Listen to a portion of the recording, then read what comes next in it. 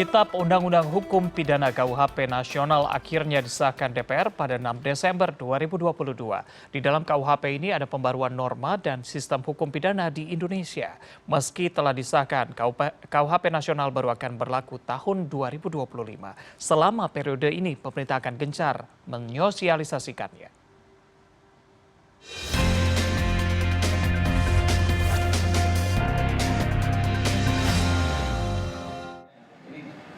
Lalu bab seterusnya ya itu pada buku 2-nya. Indonesia kini memiliki pembaruan Kitab Undang-Undang Hukum Pidana atau KUHP Nasional yang menggantikan KUHP peninggalan kolonial Belanda.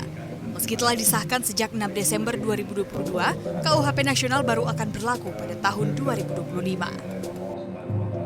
KUHP Nasional disetujui oleh DPR pada 6 Desember 2022 dan masuk ke lembar negara pada 2 Januari 2023 sebagai Undang-Undang Nomor 1 Tahun 2023 tentang KUHP. Salah satu acara sosialisasi KUHP Nasional digelar di Hotel Mercure Pontianak, Kalimantan Barat pada Rabu. Kegiatan ini digelar oleh Fakultas Hukum Universitas Tanjung Pura kerjasama dengan Masyarakat Hukum Pidana dan Kriminologi Indonesia (MAHUPIKI). Dalam acara ini, Guru Besar Hukum Universitas Negeri Semarang, Beni Rianto mengatakan KUHP Nasional ini futuristik atau modern karena ada pembaruan norma dan sistem hukum pidana termasuk rumusan tindak pidana baru asli Indonesia seperti kasus kekuatan gaib. Dari pembaruan hukum pidana, salah satu yang paling penting adalah aturan soal tindak pidana mengancam ideologi Pancasila. Paling penting dan ini kita apresiasi adalah terkait dengan perlindungan terhadap ideologi negara. Jadi kejahatan terhadap ideologi negara ini sudah dimuat di dalam KUHP kita yang baru. Jadi itu menunjukkan bahwa pembentuk undang-undang itu menempatkan kejahatan terhadap ideologi negara itu yang paling penting dari buku 2 KUHP yang mengatur tentang tindak pidana. Guru Besar Fakultas Hukum Universitas Indonesia Topo Santoso memuji KUHP Nasional karena mengandung banyak kelebihan, sesuaikan dengan zaman modern.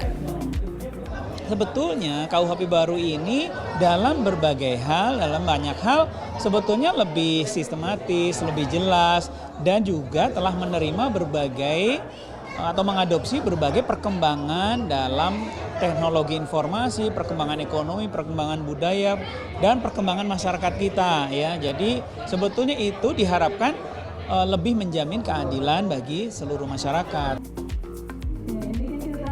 Sementara itu, perwakilan MAHUPIKI Pontianak, SY Hashim berharap kegiatan sosialisasi dapat membantu masyarakat memahami apa yang dirumuskan dalam KUHP sehingga tidak ada lagi kesalahpahaman.